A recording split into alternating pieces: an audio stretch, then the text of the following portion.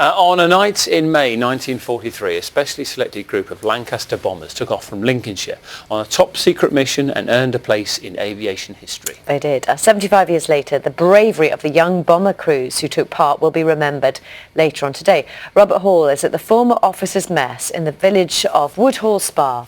A very good morning to you, Robert. Good morning, you two. Yeah, there's a link to the past here in a garden, in the corner of the gardens at the Petwood Hotel. This is a prototype of one of the bouncing bombs used in the Dams raid that you've just been describing. The hotel is something of a shrine to people who want to follow the story of the Dambusters and of 617 Squadron. They, as you say, the officers were based here, very important place for the squadron.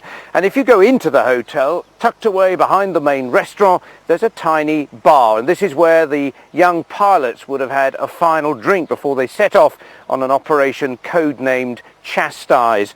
Now, all around the walls of this bar are the photos of the men who served with the squadron, a lot of whom didn't come home that night.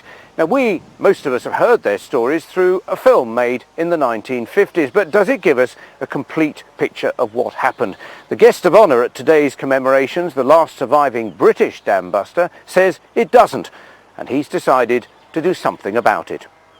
There it is, boys. The story of one wartime mission, told and retold.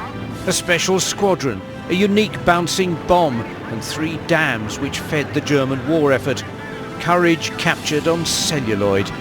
Tonight another audience will watch this 1955 film at London's Albert Hall and witness the destruction of the Mona and Eder dams. It's gone! We've done it! But what of the third dam, the Sorper?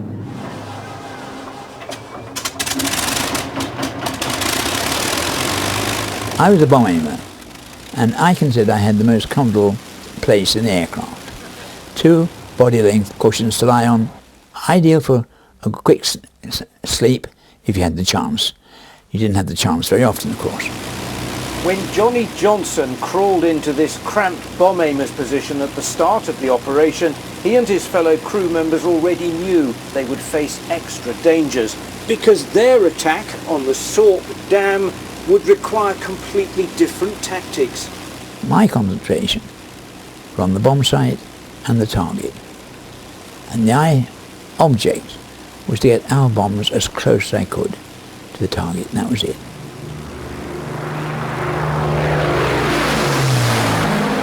For the past 3 years, Johnny's been piecing together that night with the help of a Bristol filmmaker. For weeks we have been practicing for this operation, and now this was it. I think when I looked at this, that there hadn't been a film really where Johnny Johnston had told his story in his own words. The Sorper was very different from the Mona and the Eder. Their line of attack was along the top of the dam. On the night, they had to work it out once they'd got there. I reckon it took us 10 runs to attack the Sorper, because we didn't get it right. It wasn't exactly right. Go, dummy run, go round again. And that was essential, I think. It was just unfortunate that only 2 of the, in fact 8 aircraft that were briefed for it got through and to make an attempt. Johnny Johnson hopes his film will draw fresh audiences into the story of the Dambusters and of the 52 crew members who didn't come home. It really hit the people on the squadron, all ground crew and air crew.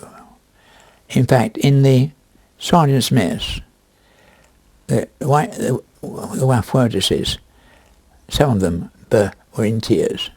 Were you heroes? No, that's a word I object to. We were aircrew with a job to do. It's just a question of being the lucky one.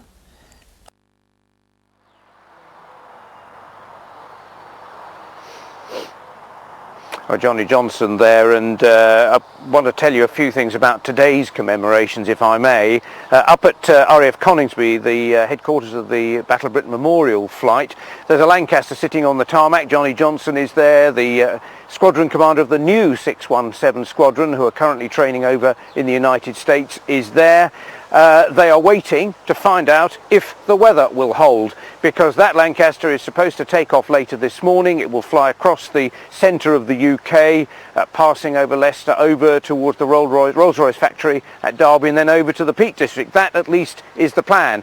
And there are thousands of people due over at the Derwent Reservoir area in the Peaks to watch that Lancaster. That is where 617 Squadron trained before they set off on the Dams raid. But as you might see from the flag, possibly on the top of the hotel here, there is quite a breeze here and quite a breeze over there. And the RAF put out a statement late last night saying that there was a pretty good chance that the Lanc, 70 years old as it is, might not be able to make that flight. So there could be an awful lot of disappointed people. The message, if you are watching this and you are thinking of going to that commemorative event, keep an eye, if you can, on the RAF Facebook site or on Twitter, or listening to your BBC local radio stations, because I'm sure as soon as the RAF make a final decision, that will be available, and they'll try and get it out there as fast as they can so that people don't waste their time going. So stay in touch. But for now, from Petwood Hotel, from the Officers' Mess of 617, the Dambusters Squadron, back to you.